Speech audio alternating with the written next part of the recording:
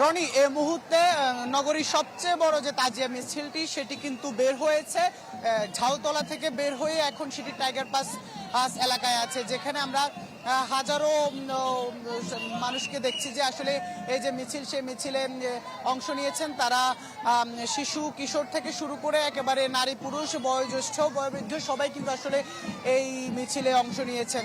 অনেকটা এই যে প্রতীকী সেই কারবালার ময়দানের যে প্রতীকী সব চিত্রই কিন্তু আসলে এখানে ফুটিয়ে তোলা হয়েছে মিছিলে, এবং তারা আসলে এখানে শোক প্রকাশ করছেন। পাশাপাশি আমরা দেখছি যে যে ঢোলের সাথে আসলে বাদ্য বাজিয়ে ইমাম হোসেনের সেই কারবালার ময়দানে শহীদ হওয়ার যে মুহূর্ত, সে মুহূর্তকে তবে আমরা একটি বিষয় ব্যতিক্রম দেখছি। আগে যেরকম নিজের শরীরে আঘাত করা হতো, এবার আমরা অন্তত তেমন দৃশ্য দেখছি না। তবে আমরা সবার মাঝে প্রার্থনা দেখছি, সবার চাওয়া দেখছি। সবাই কিন্তু আসলে প্রার্থনা করছেন যেন মুসলিম বিশ্ব, মুসলিম সম্প্রদায় যেন আসলে ঐক্যবদ্ধ থাকতে পারে।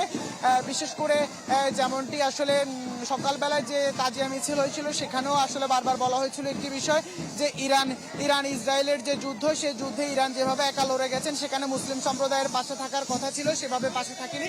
আগামীতে যেন এইসব আগ্রাসন বিরোধী ইসরায়েলের মতো এরকম জালেম জুলুমের বিরুদ্ধে যেন মুসলিম সম্প্রদায় ঐক্যবদ্ধভাবে লড়তে পারে, সেই বিষয়ে বলছেন। আমরা এখানে যারা আসছেন মিছিলে তাদের কাছ থেকে একটু জানার চেষ্টা করব। এই যে মিছিলে এসেছেন, কি প্রত্যাশা আগামীর জন্য, কি প্রত্যাশা, কি প্রার্থনা করছেন? আমরা চাই আগামীতে আরো যেন এটা আরো সফলভাবে হোক। আমরা যে আরো সামনে যেন আরো এটা বাড়ে, ঠিক আছে? এটা আমাদের কলেজ জতলা স্কুল এগুলির মধ্যে পালন। আমরা চাই যে সারা বাংলাদেশে মহরম আসলে যেন এটা পালন হয়।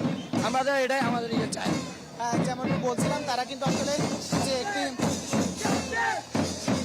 আমরা এখানে যে তাজিয়া মিছিল, সে তাজিয়া মিছিল আমরা পর্যাপ্ত নিরাপত্তা ব্যবস্থা যেটা সেটাও দেখছি। বিপুল সংখ্যক পুলিশ সামনে পেছনে রয়েছে, পাশাপাশি সাদা পোশাকেও পুলিশ সদস্যরা মোতায়েন রয়েছে। অর্থাৎ নিরাপত্তার যে ব্যবস্থা, সব ধরনের নিরাপত্তা ব্যবস্থা কিন্তু সিএমপির পক্ষ থেকেও নেওয়া হয়েছে। রনি, ইভেন ধন্যবাদ আপনাকে। দর্শক, নগরী তাজিয়া মিছিলের খবর জানাতে যোগ দিয়েছিলেন ইভেন মির।